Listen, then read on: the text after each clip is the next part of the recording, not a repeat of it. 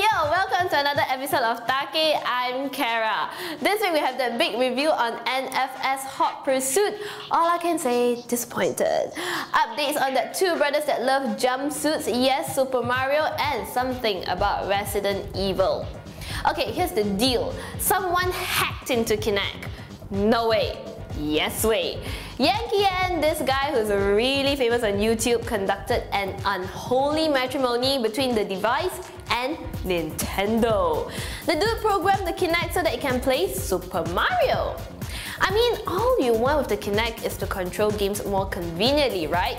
But Yankee N did admit that it is a bit difficult to enjoy Mario with the Kinect, for the game was not designed to be enjoyed like this. In a way, I bet this is more convenient compared to the iMotion controller by Waterloo Labs, right? Speaking of Mario, it's December and it's time to crack your head about presents. Don't worry, we have a Z-solution. Sony has announced some new line of Mario plush toys and they come in the form of a keychain and small and large plushies. It will be out very soon already, so keep your eyes peeled for these cuties when you go shopping. Its latest movie just finished screening in theatres, but rumours are all over that there may be a new Resident Evil game on the way, as traces have been found in ads and on t-shirts at several online stores. But then when checked at the Capcom official store, there was none of this. Okay, the traces that people have been seeing is the biohazard symbol and the word infected, but still, that's not solid enough for us to say anything. What's your take on this? Let's stop that thinking for a while, for I have the latest updates on the SMM Grand National Dota Tournament. Now, the event will go down from the 3rd till 5th of December from 10 AM to 10 PM at the lower ground concourse area of E at Curve. Here's what's awesome, whether you're a participant or not, there will be no entrance fee. Also, there is a change in date for the Cyberia Heroes of New Earth tournament. It will be now on the 22nd of December and it starts at 10 AM at Cyberia Cyber Cafe in Damansara. There will be a 50 ringgit registration fee per team and you'll be in the running to win 1,000 ringgit if you're the champ. Most importantly, you have to register before the 15th to lock a spot for your team. And now, the review that you've been waiting for!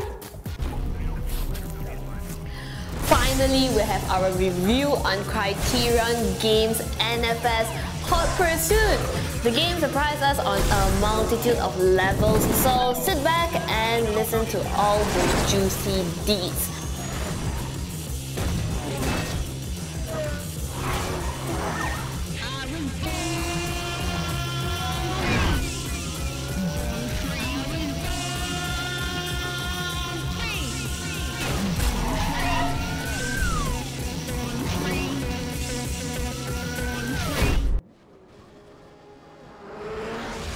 The good things you must know. Graphics look good, the car selection is like awesome, and the music doesn't fail to disappoint, and that's pretty much it.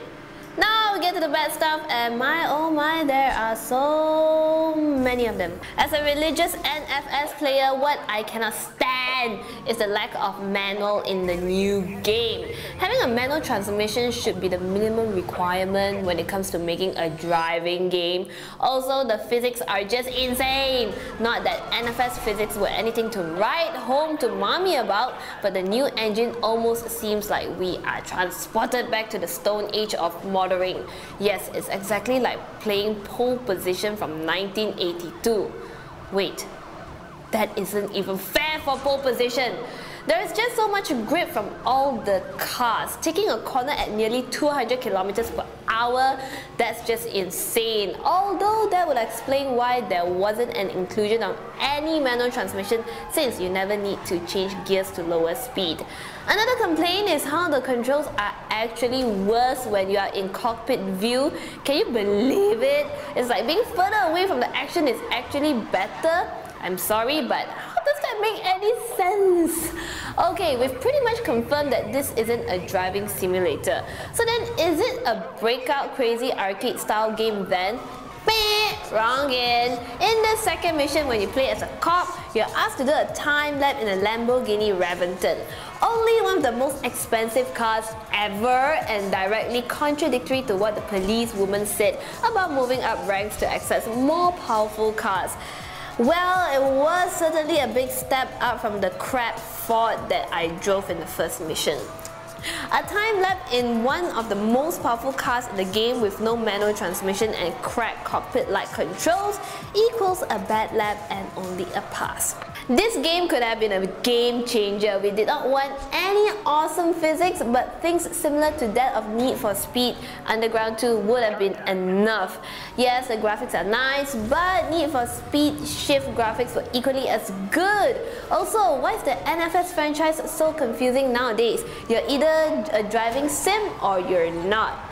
I'm not the only one with these complaints, as the EA forums already have a 10-page thread on this exact topic. So with grave regret, Takei has to give this game our worst score ever. A 1 out of a 5. A 1 out of a 5. That's all this week. Remember to check out our website www.Hoohaa.my for all the latest gaming news. And I'm Kara saying bye-bye.